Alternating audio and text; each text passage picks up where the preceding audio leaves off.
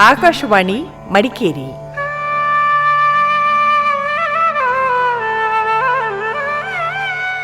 ಪುರಾಣಯಾನ ಪುರಾಣ ಪಾತ್ರ ಪರಿಚಯ.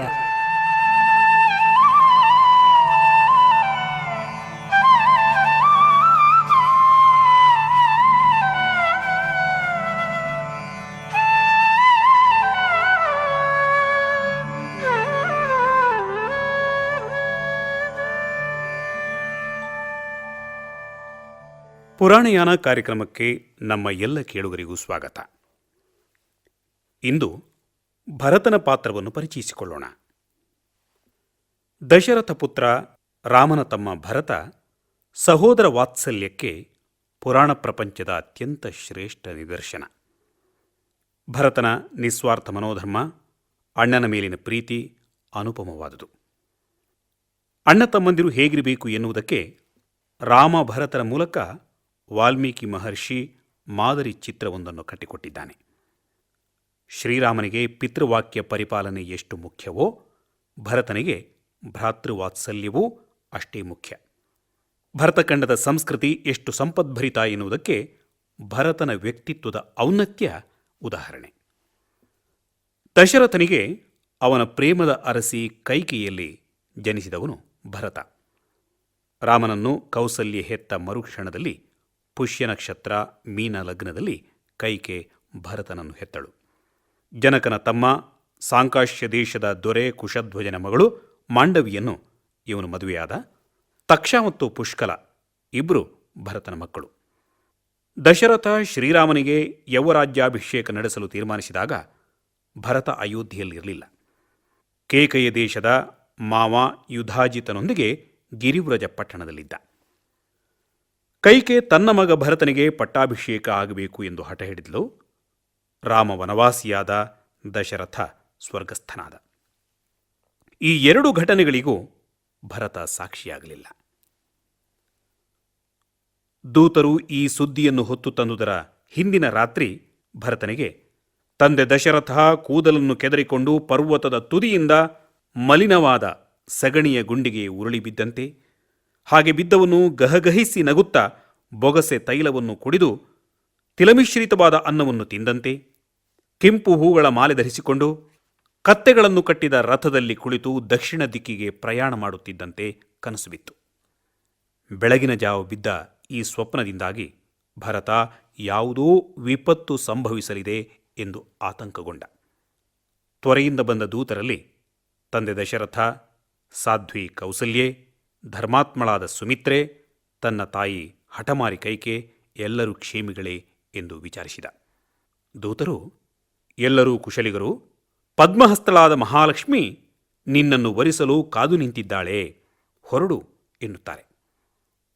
ದೂತರ ಮೂಲಕ ವಸಿಷ್ಠರು ಕಳುಹಿಸಿದ ಸಂದೇಶದ ಅಂತರಾರ್ಥ ಭರತನಿಗೆ ತಿಳಿಯಲಿಲ್ಲ. ಅಯೋಧ್ಯೆ ಸೇರಿದ ಭರತನಿಗೆ ಎಲ್ಲೆಡೆಯೂ ಸೂತಕದ ಛಾಯೆ ಕಾಣಿಸ್ತದೆ. ಗಿಡ, ಮರ, ಪಕ್ಷಿ, ಬೀಸುವ ಗಾಳಿ, ಜನಶೂನ್ಯವಾದ ರಾಜಬೀದಿ ಇವೆಲ್ಲವನ್ನು ನೋಡಿದ ಅವನಿಗೆ ಏನೋ ಮಹಾ ವಿಪತ್ತು ಅಯೋಧ್ಯೆಯನ್ನು ದುಃಖಸಾಗರದಲ್ಲಿ ಮುಳುಗಿಸಿದೆ ಎನ್ನುವುದು ಅರ್ಥವಾಯಿತು. ಸಾರಥಿ ಸತ್ಯ ಹೇಳಲಿಲ್ಲ. ನೇರವಾಗಿ ತಾಯಿಯ ಅಂತಃಪುರವನ್ನು ಪ್ರವೇಶಿಸ್ತಾನೆ. ತಾಯಿ ಕೈಕೆ ಚಿನ್ನದ ಪೀಠದಲ್ಲಿ ಕುಳಿತಿದ್ಲು. ತಂದೆ ಯಾವತ್ತೂ ಕೈಕೆಯ ಬಳಿ ಇರುತ್ತಿದ್ದವನು ಅಲ್ಲಿಲ್ಲ. ಮಗನ ಆತಂಕಕ್ಕೆ ತಾಯಿ ನೀಡಿದ ಉತ್ತರ, ಪ್ರಪಂಚದಲ್ಲಿ ಹುಟ್ಟುವ ಎಲ್ಲ ಪ್ರಾಣಿಗಳಿಗೂ ಕೊನೆಗೊಂದು ದಿನ ಯಾವ ಗತಿ ಬರುವುದೋ ಆ ಗತಿಯೇ ನಿನ್ನ ತಂದೆಗೂ ಒದಗಿತು. ತಂದೆಯ ಮರಣವಾರ್ತೆಯನ್ನು ಕೇಳಿ ಭರತ ಕುಸಿದು ಬಿದ್ದ. ಆದರೆ ಕೈಕೆ ಅವನನ್ನು ಸಂತೈಸುತ್ತಾ, ಬುದ್ಧಿಸ್ಥೆ, ಬುದ್ಧಿಸಂಪನ್ನ ಎಂದು ಪ್ರಶಂಸಿಸುತ್ತಾ ಬುದ್ಧಿವಂತನಾಗಿ ಬದುಕು ಎಂದು ಪ್ರೇರೇಪಿಸುತ್ತಾಳೆ. ರಾಮನಿಲ್ಲಿ, ಸೀತಾಲಕ್ಷ್ಮಣರಲ್ಲಿ ಎಂದು ಭರತ ಕೇಳಿದ ಪ್ರಶ್ನೆಗೆ ಯಾವುದೇ ಮನೋವಿಕಾರವಿಲ್ಲದೆ ರಾಮ ನಾರು ಬಟ್ಟೆಯನ್ನುಟ್ಟು ಸೀತೆಯೊಂದಿಗೆ ದಂಡಕಾರಣ್ಯವನ್ನು ಪ್ರವೇಶಿಸಿದ, ಲಕ್ಷ್ಮಣನೂ ಅವರನ್ನು ಅನುಸರಿಸಿದ ಎಂದು ನುಡಿದಳು. ಮಾತ್ರವಲ್ಲ, ತಾನು ನ್ಯಾಸರೂಪವಾಗಿ ಪಡೆದಿದ್ದ ವರವನ್ನು ನಿನಗಾಗಿ ಕೇಳಿದುದೆಂದು, ಪಟ್ಟಾಭಿಷಿಕ್ತನಾಗಿ ಸಮಸ್ತ ಭೂಮಂಡಲದ ಒಡೆಯನಾಗು ಎಂದೂ ನುಡಿದಳು. ಭರತ ದುಃಖ ಕ್ರೋಧಗಳಿಂದ ಪರಿತಪಿಸ್ತಾನೆ. ಗಾಯದ ಮೇಲೆ ಉಪ್ಪು ಸುರಿದಂತಾಯಿತು ಅವನ ಸ್ಥಿತಿ. ತಂದೆಯನ್ನು ಪ್ರೇತವನ್ನಾಗಿಸಿದೆ, ಅಣ್ಣನನ್ನು ತಾಪಸನನ್ನಾಗಿಸಿದೆ ಎಂದು ಕಠೋರ ವಾಕ್ಯಗಳಿಂದ ಅಮ್ಮನನ್ನು ನಿಂದಿಸ್ತಾನೆ.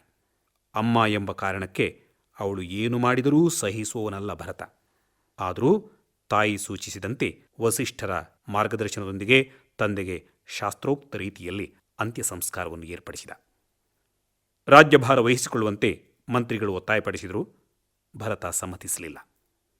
ಜ್ಯೇಷ್ಠ ಪುತ್ರನಿಗೇ ರಾಜ್ಯಾಧಿಕಾರ ಎಂದು ಸ್ಪಷ್ಟಪಡಿಸಿದ. ಪರಿವಾರ ಅರಣ್ಯಕ್ಕೆ ತೆರಳಲು ಸಿದ್ಧವಾಗುವಂತೆ ಆದೇಶಿಸಿದ. ಚತುರಂಗ ಸೈನ್ಯ ಗಂಗಾನದಿಯ ದಡವನ್ನು ಸೇರಿತು. ಕೌಸಲ್ಯೆ ಸುಮಿತ್ರೆಯರೊಂದಿಗೆ ಕೈಕೆಯೂ ಹೊರಟಳು. ಗುಹನ ಶಂಕೆಯನ್ನು ಪರಿಹರಿಸಿ ಭರತ ಪರಿವಾರ ಸಮೇತ ಗಂಗೆಯನ್ನು ದಾಟಿ ಭರದ್ವಾಜರ ಆಶ್ರಮ ಪ್ರವೇಶಿಸಿದ. ಭರದ್ವಾಜ ಋಷಿಯೂ ಶಂಕೆಯಿಂದಲೇ ಎದುರುಗೊಂಡ. ಆ ದುಃಖವನ್ನು ಸಹಿಸುವುದಕ್ಕೆ ಭರತನಿಗೆ ತುಂಬ ಕಷ್ಟವಾಯಿತು. ರಾಮನನ್ನು ನಾಡಿಗೆ ಕರೆತರುವುದೇ ತನ್ನ ಈ ಅಭಿಯೋಗದ ಉದ್ದೇಶ ಎಂದು ಅವರನ್ನು ಸಂತೈಸಿ ಚಿತ್ರಕೂಟ ಸೇರಿದ.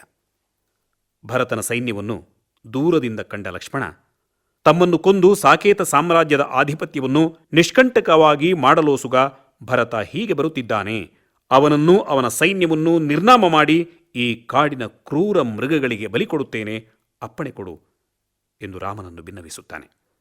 ಆದರೆ ಲಕ್ಷ್ಮಣನ ಸಂಶಯವನ್ನು ರಾಮ ಮಧುರವಾದ ಮಾತುಗಳಿಂದ ನಿವಾರಿಸಿ ಭರತ ಧರ್ಮಿಷ್ಠ ಎಂದು ಸಮರ್ಥಿಸುತ್ತಾನೆ. ಭರತನೊಬ್ಬನೇ ಕಾಲ್ನಡಿಗೆಯಿಂದ ರಾಮನನ್ನು ಸಮೀಪಿಸಿ ಶತ್ರುಘ್ನ ಸಮೇತ ಅವನ ಪಾದಮೂಲದಲ್ಲಿ ಬಿದ್ದ. ಶ್ರೀರಾಮ ತಮ್ಮಂದಿರನ್ನು ಆಲಿಂಗಿಸಿ ಭಾವಪರವಶನಾದ. ಬಳಿಕ ಭರತನೊಂದಿಗೆ, ಈ ಗೊಂಡಾರಣ್ಯಕ್ಕೆ ತಂದೆಯನ್ನು ತೊರೆದು ನೀನು ಬರಬಾರದಿತ್ತು, ಅಯೋಧ್ಯೆಯಲ್ಲಿ ಎಲ್ಲರೂ ಕ್ಷೇಮವೇ ಎಂದು ವಿಚಾರಿಸಿದ. ರಾಮನ ಮಾತುಗಳನ್ನು ಕೇಳಿ ಭರತನ ದುಃಖದ ಕಟ್ಟೆಯೊಡೆಯಿತು. ರಾಮನ ಅಗಲಿಕೆಯ ಅನಂತರದ ಅಯೋಧ್ಯೆಯ ಸ್ಥಿತಿ, ದಶರಥನ ಮರಣ ಎಲ್ಲವನ್ನೂ ವಿವರಿಸಿ ತಂದೆಗೆ ತಿಲೋದಕ ಬಿಡುವಂತೆ ಭರತ ಭಿನ್ನವಿಸಿದ. ಅತಿ ದಾರುಣವಾದ ಈ ವಾರ್ತೆಯನ್ನು ಕೇಳಿ ರಾಮ ದೀನನಂತೆ ಗೋಳಿಟ್ಟ. ಪ್ರಜಾಪರಿವಾರದೊಂದಿಗೆ ತಾನು ಕಾಡಿಗೆ ಬಂದ ಉದ್ದೇಶವನ್ನು ಭರತ ರಾಮನಿಗೆ ತಿಳಿಸಿ, ಇಲ್ಲಿಯೇ ನಿನ್ನ ಪಟ್ಟಾಭಿಷೇಕ ನಡೆಯಲಿ, ನೀನು ಪ್ರಭು ಪದವಿಯನ್ನು ಸ್ವೀಕರಿಸದೆ ನಾನು ಕದಲಲಾರೆ ಎಂದು ಹಠ ಹಿಡಿದ. ಶ್ರೀರಾಮ ಸಮ್ಮತಿಸಲಿಲ್ಲ. ವಸಿಷ್ಠರ ಸೂಚನೆಯಂತೆ ಭರತ ಅವನ ಪಾದಗಳಿಗೆರಗಿ, ಅದಿರೋಹಾರ್ಯ ಪಾದಾಭ್ಯಾಂ ಪಾದುಕೆ ಹೇಮಭೂಷಿತೆ ಏತೇ ಹಿ ಸರ್ವಲೋಕಸ್ಯ ಯೋಗಕ್ಷೇಮಂ ವಿಧಾಸ್ಯತಃ. ಆರ್ಯ, ಈ ದಿವ್ಯ ಪಾದುಕೆಗಳ ಮೇಲೆ ನಿನ್ನ ಅಡಿದಾವರೆಗಳನ್ನು ಇರಿಸು. ಈ ಪಾದುಕೆಗಳೇ ಅಖಿಲ ಲೋಕದ ಯೋಗಕ್ಷೇಮವನ್ನು ನಿರ್ವಹಿಸಲು ಸಮರ್ಥವಾಗಿವೆ ಎಂದು ರಾಮನ ಪಾದುಕೆಗಳನ್ನು ಪಡೆದು ಕಣ್ಣೀರಿಡುತ್ತಾ ರಾಜಮಾತೆಯರೊಂದಿಗೆ ಅಲ್ಲಿಂದ ಬೀಳ್ಕೊಟ್ಟ. ಅಯೋಧ್ಯೆಯ ಹೊರವಲಯವನ್ನು ಸೇರಿ ನಂದಿಗ್ರಾಮದಲ್ಲಿ ಪಾದುಕೆಗಳಿಗೆ ಪಟ್ಟಾಭಿಷೇಕ ನಡೆಸಿ ತಾನೂ ಜಟಾವಲ್ಕಲಧಾರಿಯಾಗಿ ಗೆಡ್ಡೆ ಗೆಣಸುಗಳನ್ನು ತಿನ್ನುತ್ತಾ ಶ್ರೀರಾಮ ಪಾದುಕೆಯ ಪ್ರತಿನಿಧಿಯಾಗಿ ಅಯೋಧ್ಯೆಯನ್ನು ಆಳತೊಡಗಿದ. 14 ವರ್ಷಗಳ ವನವಾಸ ಮುಗಿಸಿ ರಾಮ ಅಯೋಧ್ಯೆ ಸೇರಿದಾಗ ಭರತ ರಾಮರ ಸಮಾಗಮವನ್ನು ನೋಡಿ ಕಪಿಗಳೂ ರಾಕ್ಷಸರೂ ಆನಂದದ ಕಣ್ಣೀರು ಸುರಿಸಿದರಂತೆ. ನಿಷ್ಕಪಟ ಪ್ರೇಮವನ್ನು ಅಣ್ಣನ ಮೇಲೆ ತಾನು ಹೊಂದಿದ್ರೂ ಪ್ರಜಾಪರಿವಾರ, ಕೌಸಲ್ಯೆ, ವಸಿಷ್ಠ, ಗುಹ, ಭರದ್ವಾಜ ಋಷಿ, ಕೊನೆಗೆ ಶ್ರೀರಾಮನೂ ಸಂಶಯದ ಕಣ್ಣಿನಿಂದಲೇ ತನ್ನನ್ನು ನೋಡಿದವರು. ಆದರೂ ಸಹೋದರ ವಾತ್ಸಲ್ಯದ ವಿಚಾರದಲ್ಲಿ ಸ್ಥಿರಬುದ್ಧಿಯುಳ್ಳ ತ್ಯಾಗಮೂರ್ತಿ ಭರತ. ತಂದೆ ಬದುಕಿರುವಾಗಲೇ ಅವನಿತ್ತ ರಾಜ್ಯವನ್ನು ಯುವರಾಜನಾಗಿ ಸ್ವೀಕರಿಸಲು ರಾಮ ಸಿದ್ಧನಿದ್ದ. ಆದರೆ ಅಣ್ಣನಿಗೆ ಸೇರಬೇಕಾದ ರಾಜ್ಯವನ್ನು ಸ್ವೀಕರಿಸಲು ಭರತ ಸಿದ್ಧನಾಗಲಿಲ್ಲ.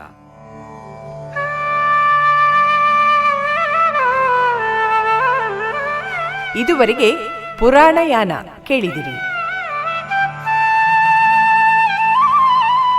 ಪ್ರಸ್ತುತಿ ಸುಬ್ರಾಯ ಸಂಪಾಜಿ.